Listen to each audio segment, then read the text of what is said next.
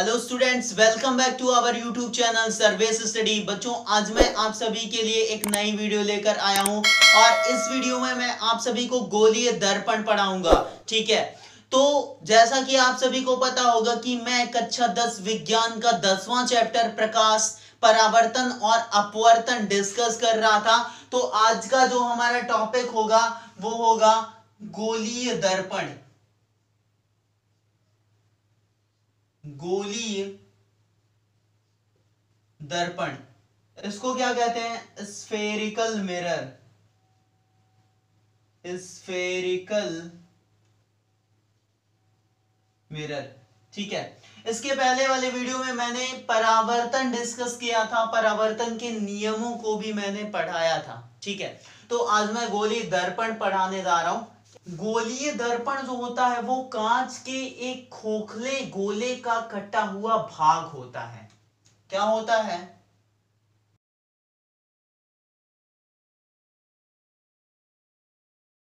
जिसके एक तल पे क्या होता है? कलई किया हुआ होता है, मतलब पॉलिश किया होता है, और दूसरा तल क्या होता है? परावर्तक तल होता है। तो ये भी लिख लेते हैं यहां पे।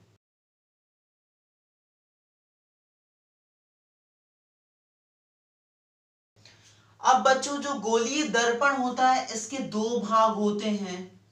एक होता है हमारा अवतल दर्पण और दूसरा होता है उत्तल दर्पण। ठीक है, इसको क्या बोलते हैं? Concave mirror, concave mirror. और ये कौन सा है? Convex mirror.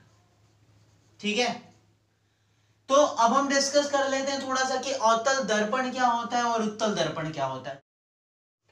तो सबसे पहले क्या डिस्कस करूंगा? अवतल दर्पण। ये कौन सा पार्ट है गोलीय दर्पण का? पहला वाला। तो अवतल दर्पण क्या होता है, थोड़ा सा फिगर बना लेता हूं और फिगर के थ्रू मैं इसकी डिफिनेशन लिख दूंगा बच्चों यहां पे। ठीक है, अवतल दर्पण का फिगर मैं यहां पे बना रहा हूं, आप ध्यान दीजिएगा। ये है अवतल दर्पण और इधर क्या है? कलई। क्या है? कलई। कलई कर दिया मैंने। ठीक है, तो बच्चों ये क्या है? कलई किया गया तल। ठीक है, और ये कौन सा तल है बच्चों? परावर्तक तल। कौन सा है? परावर्तक तल। ठीक है, तो अवतल दर्पण में जो परावर्तन होगा वो किधर से होगा? दबे हुए भाग से होगा, क्योंकि परावर्तक तल किधर है? दबे वाले भाग की तरफ है। तो इस वजह से जो परावर्तन होगा वो अंदर के साइड से होगा। इधर ऐसे क्या आएंगे? प्रकाश की किरणें आएंगी, ऐसे टकराएंगी और इधर से निकलेंगी, ऐसे गई और ऐसे आएंगी। ठीक है, तो इसकी परिभाषा क्या लिखेंगे? वह दर्पण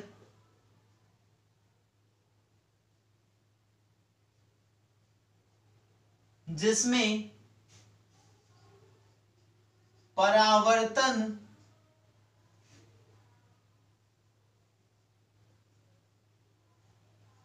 दबे हुए तल में होता है उसे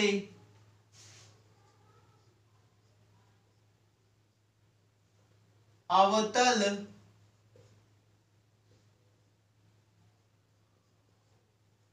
दर्पण कहते हैं। और बच्चों इसको हम एक और नाम से जानते हैं। किसको? अवतल दर्पण को अभिसारी दर्पण।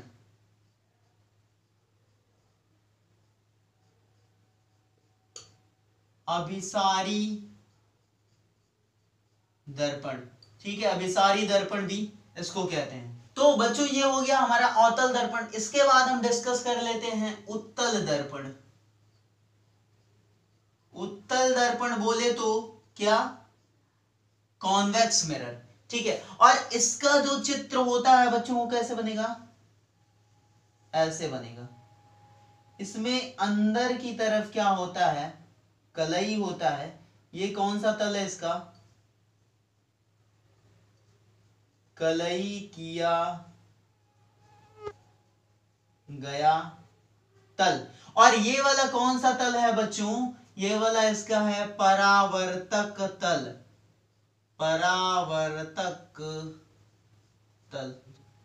ठीक है, परावर्तक तल। तो इसके लिए हम क्या परिभाषा लिखेंगे बच्चों, कि वह दर्पण जिसमें परावर्तन उभरे हुए तल में होता है।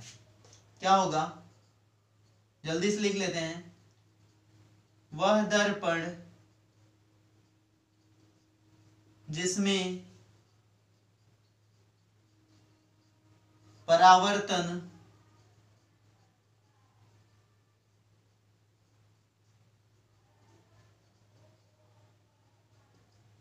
उभरे हुए तल में होता है, उसे क्या कहेंगे, उत्तल दर्पण कहेंगे। ठीक है। और बच्चों उत्तल दर्पण को एक और नाम से जानते हैं, क्या है इसका दूसरा नाम, अपसारी दर्पण। क्या है, अपसारी दर्पण। और इसका नाम ये क्यों है, उत्तल दर्पण का नाम अपसारी दर्पण, अवतल दर्पण का अभिसारी दर्पण, ये आपको आगे क्लियर हो जाएगा। ठीक है। तो ये क्या है, कौन सा ये दर्पण है हमारा, अवतल दर्पण, जिसमें परावर्तन अंदर की तरफ होगा भीतर से। और ये क्या है, उत्तल दर्पण, जिसमें परावर्तन बाहर की तरफ से होगा। इसके बाद बच्चों ये जो गोलीय दर्पण था, इससे संबंधित कुछ महत्वपूर्ण परिभाषाएं हैं, कुछ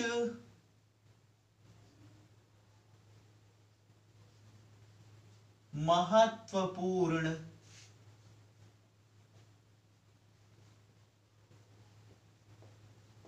परिभाषाएं। ठीक है, गोलीय दर्पण से संबंधित कुछ महत्वपूर्ण परिभाषाएं हैं। ठीक है।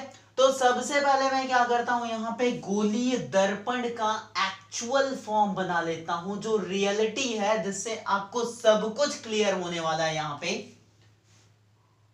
ये दो गोला मैंने बना लिया है, यहां पे पहला गोला, और एक और गोला बना लिया मैंने, दूसरा गोला।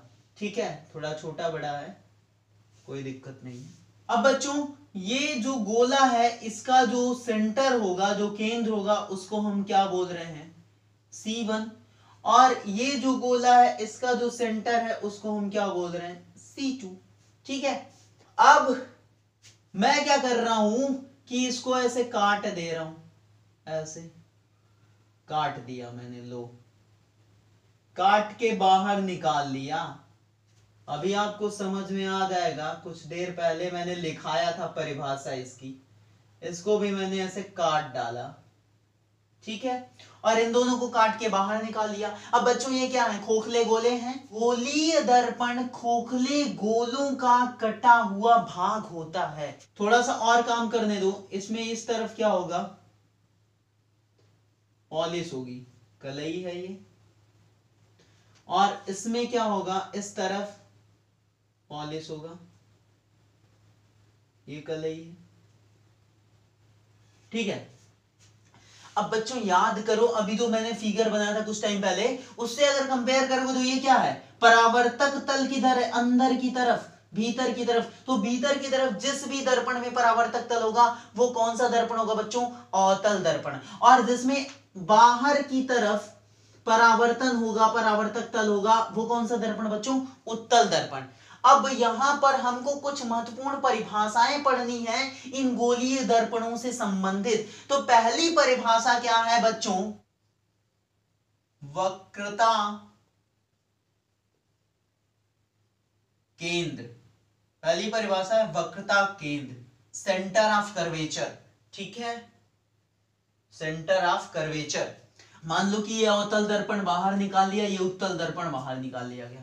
आपसे पूछा गया कि इस अवतल दर्पण का वक्रता केंद्र क्या होगा, तो आप क्या बताओगे कि गोलीय दर्पण, मतलब कि ये जो अवतल दर्पण है, ये जिस खोखले गोले का कटा हुआ भाग है, उसका केंद्र जो होगा, वही इस दर्पण का वक्रता केंद्र कहलाएगा। ठीक है, क्या लिखोगे आप,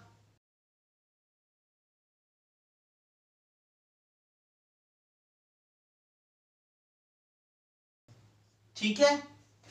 जैसे कि C1 और C2 ये दोनों क्या है, वक्रता केंद्र है। ये पहले वाले गोलीय दर्पण का मतलब अवतल दर्पण का, और ये उत्तल दर्पण का। C1 और C2 वक्रता केंद्र है, ठीक है, दर्पण के वक्रता केंद्र है। अगली परिभाषा क्या है, वक्रता त्रिज्या, मतलब कि radius of curvature. Radius of curvature किसको बोलेंगे, जिस खोखले गोले का गोलीय दर्पण कटा हुआ भाग होता है, उस गोले की जो त्रिज्या होती है वही गोलीय दर्पण की वक्रता त्रिज्या कहलाती है। क्या लिखोगे,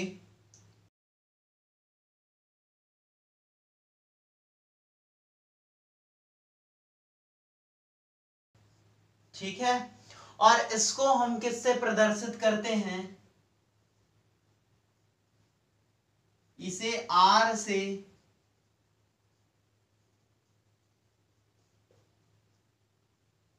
प्रदर्शित करते हैं।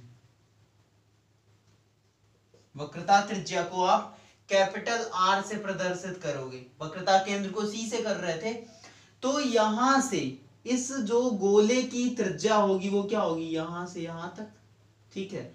और ये क्या हो जाएगी बच्चों, R हो जाएगी।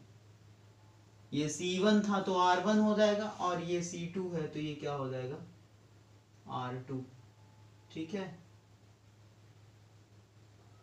R2, ठीक है। ये R2 और ये R1, तो R1 और R2 क्या हो गई, इसकी वक्रता त्रिज्या हो गई किसकी, इन दोनों गोलीय दर्पणों की, ठीक है। अगला पॉइंट है बच्चों तीसरे नंबर का, ध्रुव, और इसको क्या कहते हैं, पोल।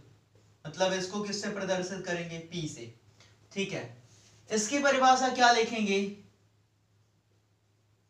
दर्पण के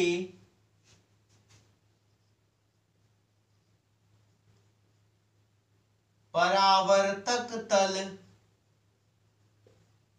के मध्य बिंदु को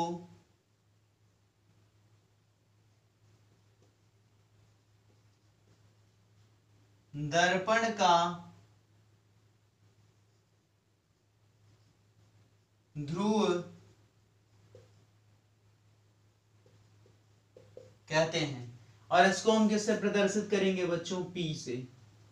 ये हो जाएगा क्या, P, यहां भी क्या बना दो, P।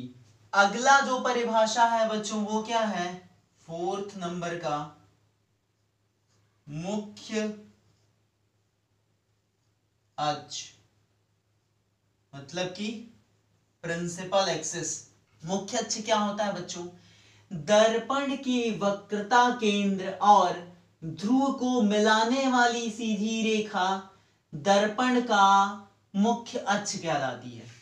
अगला पॉइंट है बच्चों पांचवें नंबर का,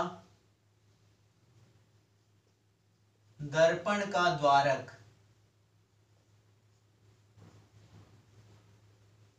ठीक है। द्वारक क्या होता है बच्चों, दर्पण के परावर्तक तल का जो व्यास होता है, मतलब कि ये, इसको हम क्या कहेंगे, दर्पण का द्वारक कहते हैं, ठीक है। लिखा नहीं रहा हूं, समझ जाइएगा आप सभी, ठीक है। ये जो होता है ये डिस्टेंस, इसको हम क्या बोलेंगे, द्वारक बोलेंगे। ये जो लाइन है ना वर्टिकल वाली ऊर्ध्वाधर, इसको क्या बोलेंगे, द्वारक बोलेंगे दर्पण का। अगला पॉइंट है बच्चों 6 नंबर का, मुख्य फोकस, ठीक है। सबसे पहले इसका फिगर बना लेते हैं। ये हमारे पास क्या हो गया, अवतल दर्पण हो गया, और ये क्या है, ये मुख्य अक्ष है, और ये इसका वक्रता केंद्र, और ये इसका ध्रुव हो गया, ठीक है। अब मैं क्या कर रहा हूं बच्चों, मुख्य अक्ष के समांतर मैंने दो किरणें, प्रकाश की किरणें आपतित करा दी। परावर्तन के बाद ये दोनों किरणें जिस बिंदु पर एक दूसरे को मिलती हैं या मिलती हुई प्रतीत होती हैं, तो उस बिंदु को हम क्या कहते हैं? मुख्य फोकस। मतलब कि ये इसका क्या हो जाएगा? मुख्य फोकस हो जाएगा। ठीक है। दूसरा दर्पण यहां पे मैं ले लेता हूं और उसकी भी बात कर लेता हूं कि उसमें किस तरीके से मुख्य फोकस बनेगा। ये हमारे पास है दूसरा दर्पण। इसमें अंदर के साइड क्या रहता है? कलई रहता है, पॉलिश। ये इसका क्या है? मुख्य अक्ष हो गया। ठीक है। ये इसका क्या हो गया? ध्रुव हो गया। अब बच्चों एक बात ध्यान देना है जो कि बहुत ही इंपॉर्टेंट है, कि जो उत्तल दर्पण का वक्रता केंद्र होगा वो किधर होता है? कलई किए हुए तल की तरफ होता है, राइट साइड में होगा, दाहिने तरफ। जब मैंने अभी गोले वाला फिगर बनाया था वहां पे आपको मैंने ये बना के दिखाया था कि ये था एक, इसमें बाहर की तरफ था, तो ये कौन सा था? अवतल दर्पण था। तो इसमें यहां पे हमारा वक्रता केंद्र आ रहा था C1।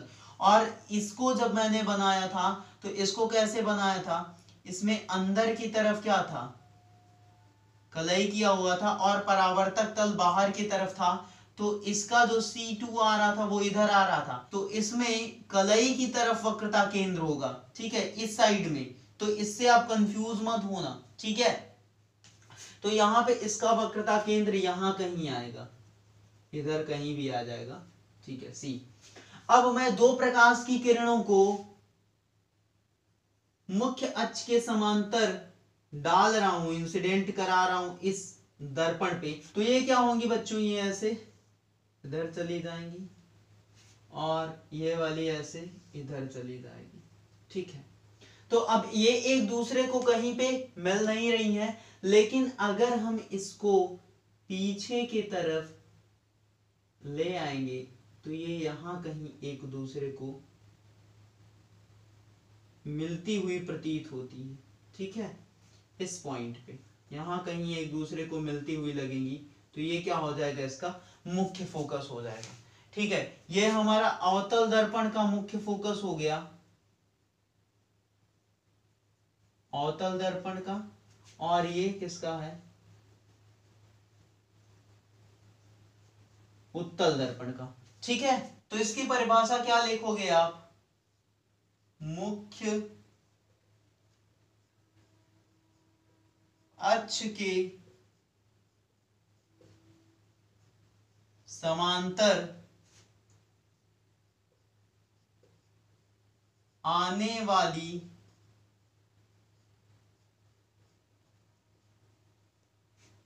प्रकाश किरणें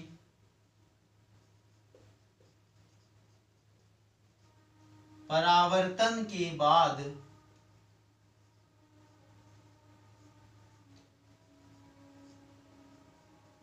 मुख्य अक्ष के जिस बिंदु पर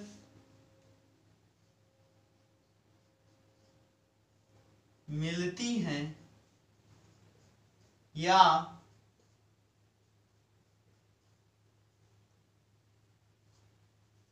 मिलती हुई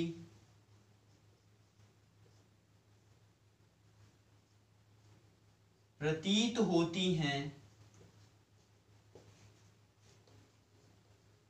उसे दर्पण का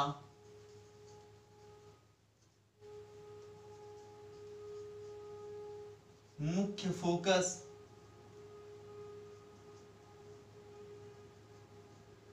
कहते हैं। और इसको हम किससे प्रदर्शित करेंगे बच्चों?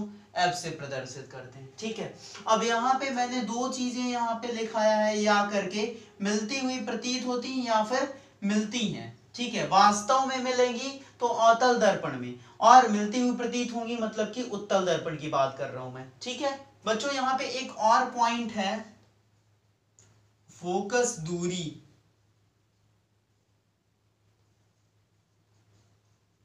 फोकस दूरी, इसको स्मॉल f से प्रदर्शित करते हैं।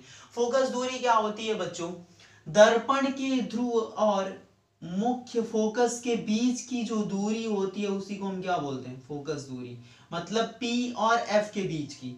और यहाँ पे भी दर्पण के ध्रुव और मुख्य फोकस के बीच की दूरी, मतलब P और F के बीच की जो डिस्टेंस होगी उसको हम क्या बोलेंगे, फोकस दूरी बोलेंगे। ठीक है, तो ये सिंपल सी परिभाषा है कि दर्पण के ध्रुव और मुख्य फोकस के बीच की जो दूरी होगी उसको फोकस दूरी कहते हैं दर्पण की। ठीक है, और इसको स्मॉल f से प्रदर्शित करते हैं। ठीक है, तो बच्चों यदि आपको वीडियो अच्छा लगता है तो वीडियो लाइक करिएगा। यदि आपको कहीं पे डाउट आता है तो आप कमेंट में जरूर मेंशन करिएगा, और जो भी बच्चे चैनल पे नए हैं वो चैनल को सब्सक्राइब कर लेंगे, साथ ही साथ बेल आइकन भी प्रेस कर लेंगे, ताकि इस तरह की महत्वपूर्ण वीडियो का नोटिफिकेशन आपके पास सबसे पहले पहुंच जाए।